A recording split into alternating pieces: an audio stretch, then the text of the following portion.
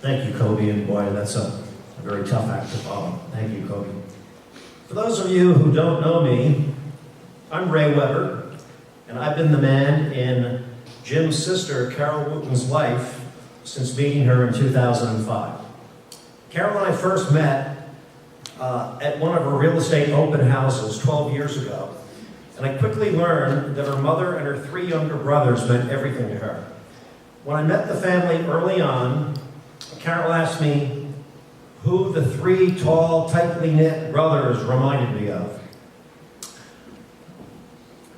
The one quick comparison that quickly came to my mind were the Earp brothers from the 1880s Western fame. The oldest, Bobby, was, of course, the Marshal, Virgil Earp.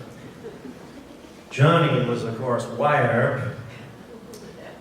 And younger brother Jimmy, the very pleasing and charming Morgan Earp, who, like the very, very youngest of all the brothers, Warren Earp, Kobe, loved hanging out with the older brothers.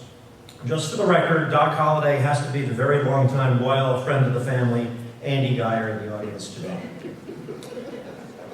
To Carol's delight, we all bonded very well back in those early days, in large part due to Jim's Texas-sized welcoming me as he resided at the house for my first 10 years or so.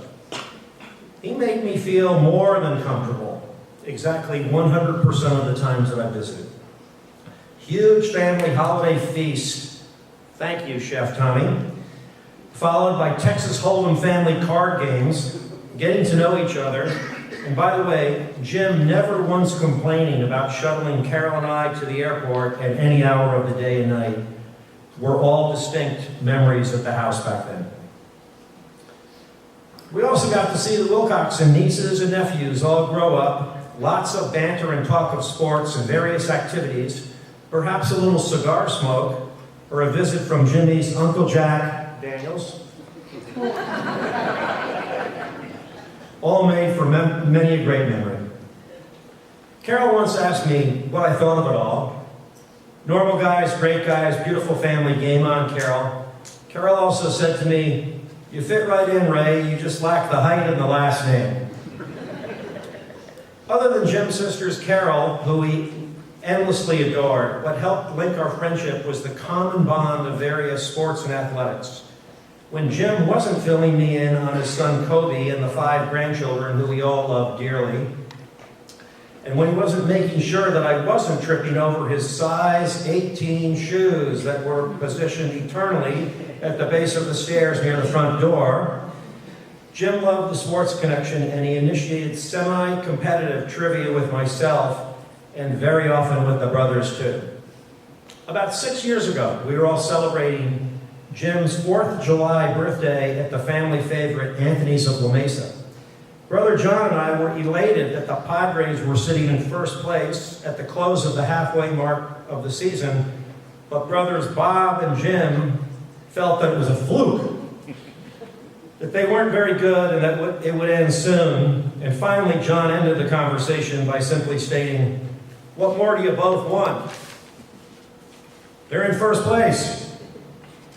Well, wouldn't you know it, about 6 weeks later, I'm over at the house and I'm in the kitchen on an August summer night, and Jim comes rumbling down the stairs, heading to the fridge, as he avoids tripping over his size 18 shoes perched at the base of the stairs. We made some small talk about the Padres, the losing streak, and the current August swoon. And as Jim heads back upstairs without breaking stride, he shouts at me, "They're 13 and a half games out of first place. We told you at Anthony's that they weren't any good." That was just vintage Jim, all the way. A true highlight of mine were the few occasions that I shared my passion with Jim, taking him up to my tour of Troy to USC to watch my Trojans at the Coliseum. It was Jim's very first time at campus, and he just soaked it all in. He dressed the part, wore the colors, did what Carol and I did, and also quickly polished off a bacon-wrapped hot dog upon arrival. He loved the campus, the music, the Heisman trophies at Heritage Hall, the history, the photo ops galore, and meeting all of the tailgating characters and our friends too. Jim was a joy to take to Troy. Once inside the 88-year-old historic Memorial Coliseum, Jim loved taking it all in, all 90,000 fans, the horse on the field, the Olympic torch being lit in the night, glowing in the dark sky, the band, the game. Nobody needed to say a word as Jim's eyes just danced around the Coliseum, absorbing it all. Ironically, a few years later, Carol randomly found a now treasured photo of her dad in the same exact setting. We think he was about 18 years old then, from back around 1939 or so. Anyway, we all shared a special day, and Jim agreed that the game day pageantry was all like Patton, Ben-Hur, and Disneyland all rolled into one. Jim had also never been to a January 1st, New Year's Day Rose Bowl game, so I put an end to that on January 1st, 2007, as the Trojans and the University of Michigan squared off at the old Arroyo Seco. Big bands, flyovers, the parade, pageantry galore, Chamber of Commerce, perfect Pasadena weather. The lovely San Gabriel Mountains, the iconic Keith Jackson at the mic, and the whole nation watching on ABC national TV, many from back in the cold and the snow.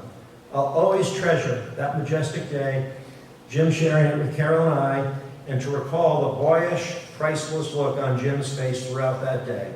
It was just all a beautiful thing.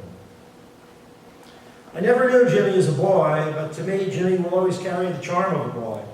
A positive and enthusiastic outlook on life, a golf club in one hand, maybe a baseball in another, Jimmy going fishing, another Aztec or Padre game to take in, another perfect San Diego summer day to look forward to.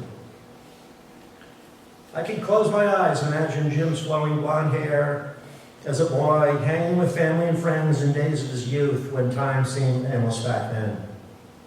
We were all close in age, and we would have had so much fun and so much in common back in those days of old as well. Jim the boy, who always treated his mother and sister like gold, quickly and physically grew into Jim the man. But truly, Jim became a man when he happily became a loving husband, his path in life eventually finding and marrying Carol, happily moving north to Fresno. Jim's evolution continued in life when he became a father and also a many-time grandfather. Loyalty and love of family, a man of fine character, a caring and accepting man, a well-known and well-liked professional in his native San Diego as a grown man, were all Jim's trademarks. Everyone who met Jim liked and will always love the unforgettable James Scott Willcoxson. He left that type of impression as we see today.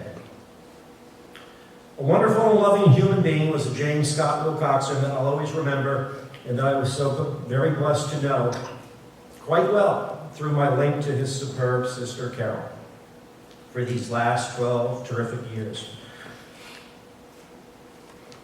Jim had just recently mentioned to me, time really has flown by quickly. I always remember that comment too, along with the unforgettable smile of his and a great pleasing charm, that of a boy who was also a great and loving man. Jim, who was somewhat of a combined great friend, brother, and brother-in-law to me, has been called home to the Lord now. But we will always carry on your legacy in our hearts, and we will always and forever and ever love you, Jim.